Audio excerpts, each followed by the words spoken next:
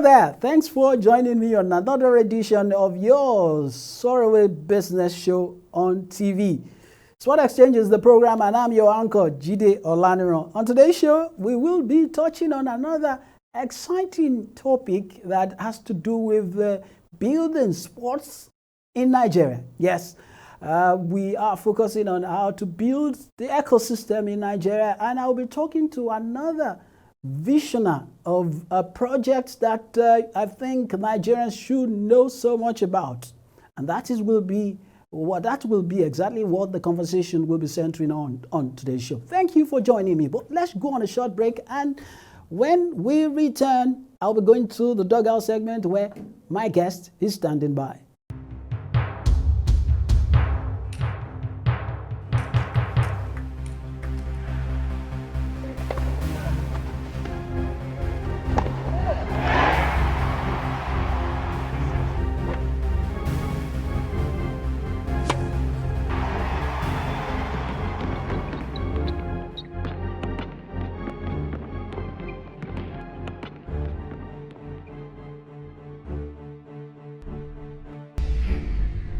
Fantastically finished. Welcome back. It's still Spot Exchange, and we are now at the dugout segment, and I will be talking to a Nigerian who is based in the diaspora. This Nigerian was one of the top players, one of those who have won laurels for Nigeria on the court, and of course, he's passionate about reviving the game so that we can see Nigerians at the Grand Slam. Nigerians can also operate at the apogee of their career. That is what the conversation will be on today's show. Joining me to talk about this is the man who is also in the academia. He is a scholar, is based in the United States. Professor Sadiq Abdullahi joins me on the show today. Prof, thanks for joining me on the show. It's a pleasure to have you, and it's great to talk about this particular vision of yours that you are galvanizing people to be part of. Yes, let's start with the vision. Tennis Nigeria Vision 2035 is the question that I'm going to start with. What is Tennis Nigeria 2035? Is a continental vision, it's an African vision, but we're taking it, want to start it from here first and make sure we get it right before we can replicate it around Africa. It's an initiative, that is designed, to identify talented kids at the age of 5, 6, 7, 8 until they get to 10. By the time they get to 10, we're going to take them away and then either provide a residential program for them, or if they don't want to go to the residential program, they can now do the after-school program to continue to help them. But we recommend very strongly that the residential aspect or path is the right path if we want to develop players that will represent themselves, their families, and then their communities, and eventually represent the state and then the country. Yes, you were talking about the residential, if I really get you right there. I want to ask you, is the residential the modus operandi for this particular project? Must there, for it to be complete, for it to be a 360 kind of project, must it have the residential parts of it? Okay.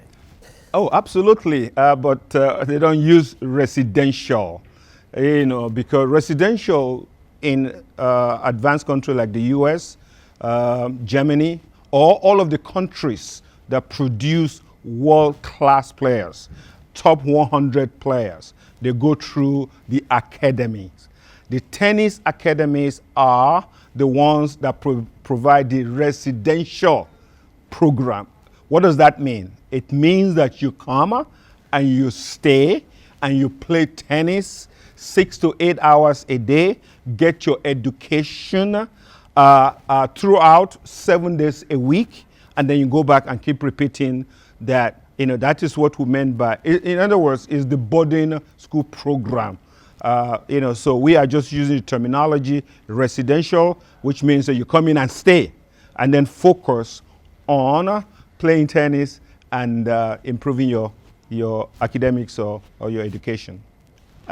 As you know, I've been in the country for the past 5 weeks, and I've been going around, continuing my research, and then, of course, meeting with critical stakeholders.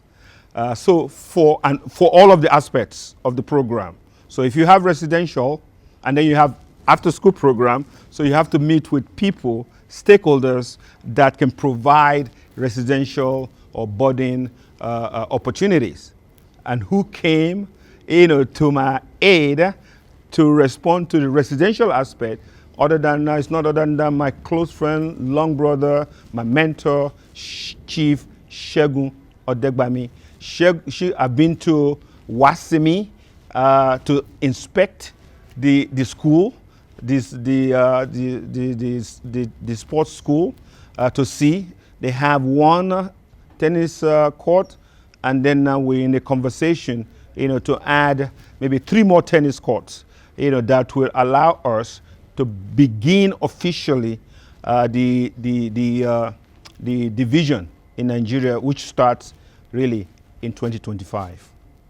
Yeah, Prof, aside from the sports college in Wasimi, owned by an ex-international Shegun Odegbami, of course, it's a well-known football international football expert, and he's also doing so much with this project in Wasimi. And and it's good to see that you are collaborating with him. Aside the Wasimi angle, what happens to, and I know that Wasimi is also in the southwestern part zone of the country. What will happen to other zones? I think we need to clarify that.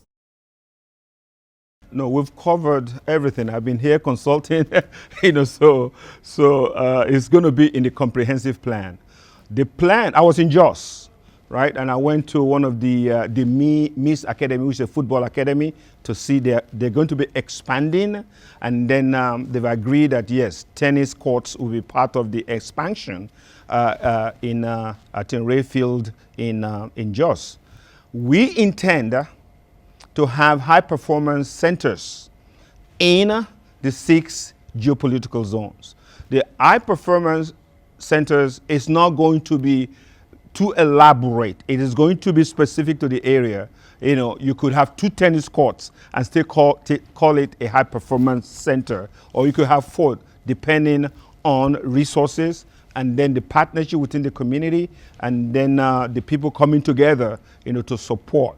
Then we can expand as we go along, because the intent is that every geopolitical zone should be able to produce 3 female and then 6, and 3 male, making 6, right, for each zone, right? Before we get to that point, if each state can come up with only 2 players, 1 male and 1 female, then we're good to go. But there's going to be a long-term commitment, a 10-year commitment, to now sponsor those 2 kids. And the processes have been clearly defined, how those 2 players, a male and a female, representing a state, will emerge. All right. I think at this point we need to hold it so that, Prof, so that we can just go on a break, and so that we can still continue this conversation. Yes, in case you're just joining us, so you've been with us, I've been talking to former tennis player, former tennis winner, champion, ex-international as far as tennis is concerned in Nigeria, a professor who is also a scholar now, Sadiq Abdullahi, is a professor, and he has been my guest, and we've been talking about his PEP project, which is for everybody. It's a project that everybody, every Nigerian who is passionate about tennis should be part of, and that is the Tennis Nigeria Vision 2035. And we've been talking about it. But we'll go on a short break, and when we return, we will be able to continue our conversation around the Tennis Nigeria Vision 2035.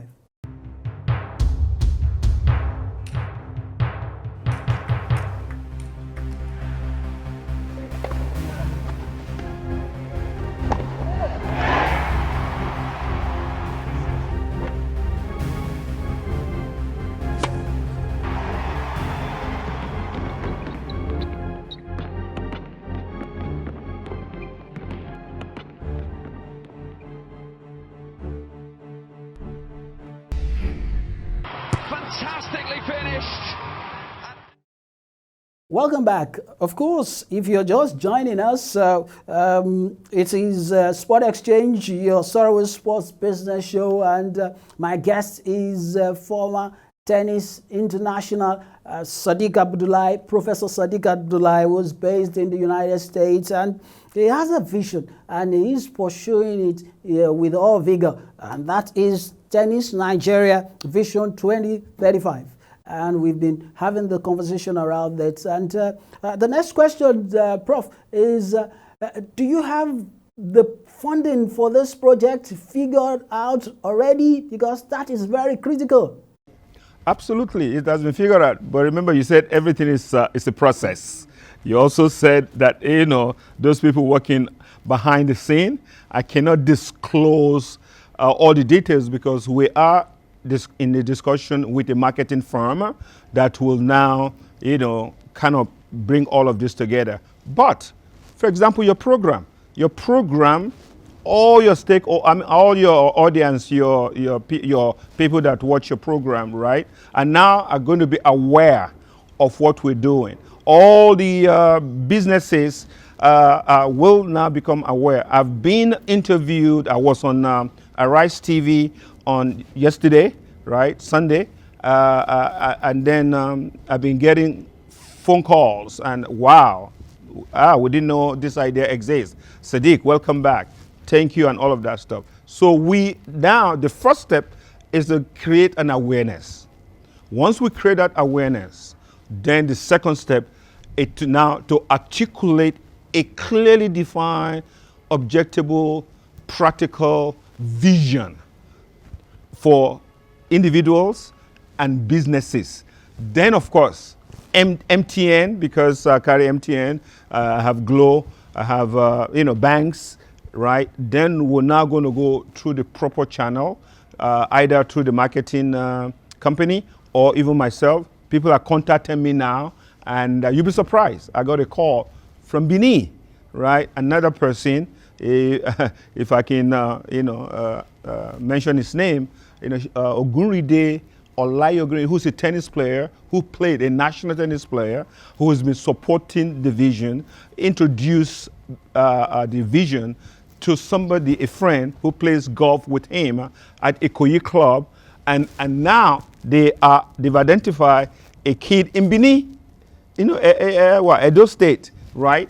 And then now the conversation is going. So that is the way we want to go. For example, anybody, okay, it could be your nephew, it could be somebody who is interested in tennis, who loves the game and wanted to either adopt that little kid, 5-year-old, 6-year-old, and 7-year-old. Then the vision becomes a custodial of that, and then we can now go into the details. How do we develop this kid? How do we improve this kid? And how do we sustain this kid? That's where the challenge is, right? And we are ready. So the 2025 is a year and a half away from now. So we're still planning, and hopefully through your program, we're going to get some people directly who will now contact me in the US and then begin the conversation. I love to be a scholar, but more importantly, I'm also a teacher of secondary school kids, 14 to 18 years old, for the last 25 years. I teach them civic education. I teach all the social sciences, particularly American economics and, American government and basics of economics. And then even, I taught humanities, I've taught religion to young kids because this is my passion. Teaching is my passion. You also know, that yes, I was a ball boy at the Lagos Lawn Tennis Club. Nobody never thought or had a vision, that one day, I'll be like this. I have to credit late Deacon Ayo Oshitelo. In 1999, he saw it, and he published a book. And I'm going to again refer people to the verdict of Abdullahi in the arena, right? That he published. I kept that. That was what 33 years ago. So you can understand. I'm not here, like you said before.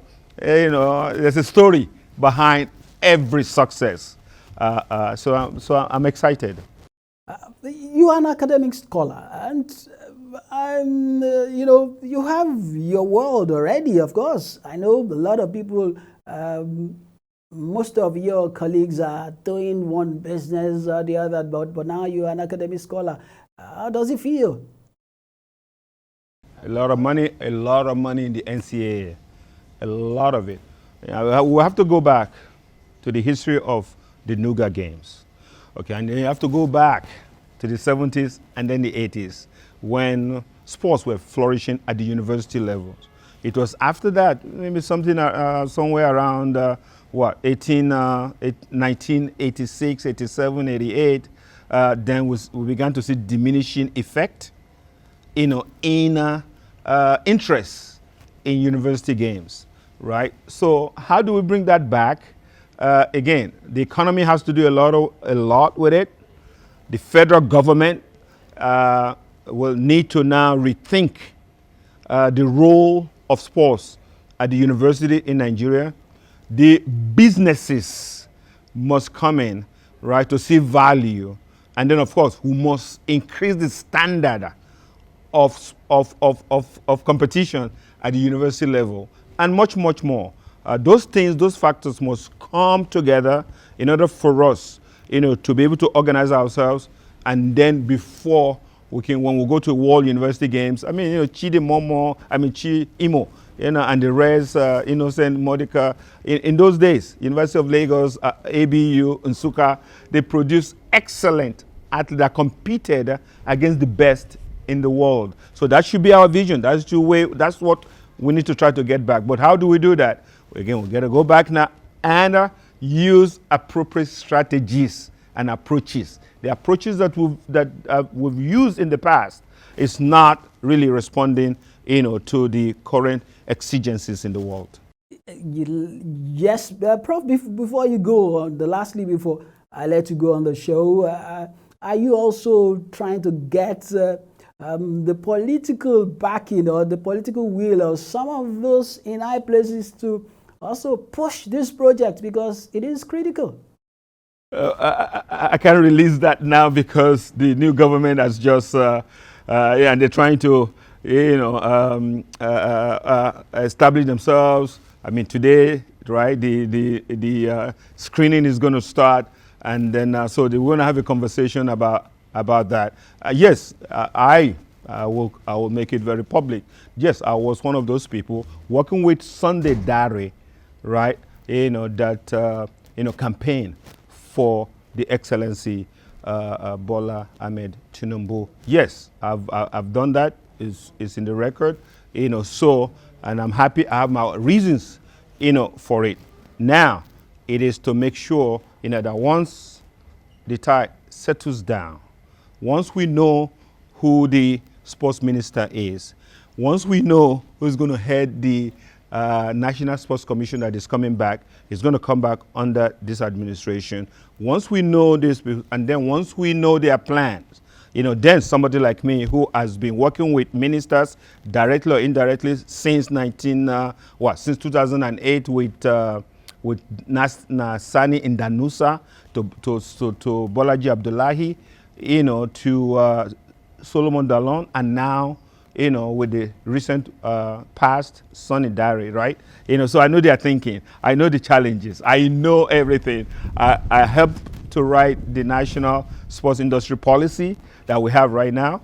So yes, I know what is going on. So now let's see now whether or not they are connecting to the vision of the current president, right?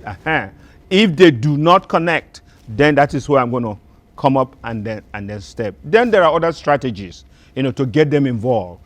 Politics cannot be devoid, okay, of the overall development. Economics is one side, politics is another. So there's going to be a marriage of convenience between sports politics and then the sports business, right? Okay, there's another factor. If we're talking federal government, now there's going to talk about state, and then we're going to talk about local, right? At the federal government level, there's specific role that the federal government must play.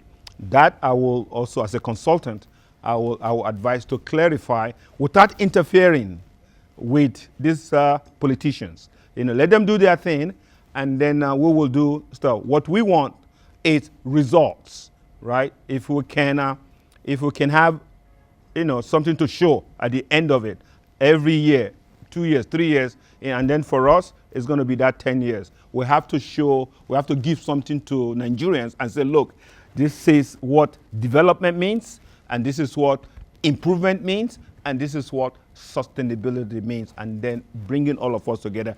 Together, as a nation, we should expect that, yes, we will produce players that will come in and make us proud. I'm back here because the country, right, was very good to me. I'm very devoted to it. I am very successful because the foundation was here. Professor Sadiq Abdullahi, thank you very much for joining me. I really appreciate your time. Thank you very much.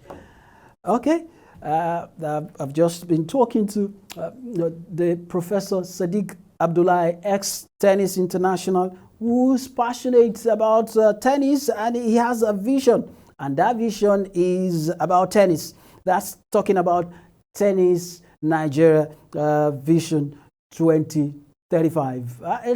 There is the immediate, the mid-term, as well as the long-term goal, and also I wish Nigerians can also rally around this patriotic Nigerian to see that this program or this vision becomes a reality.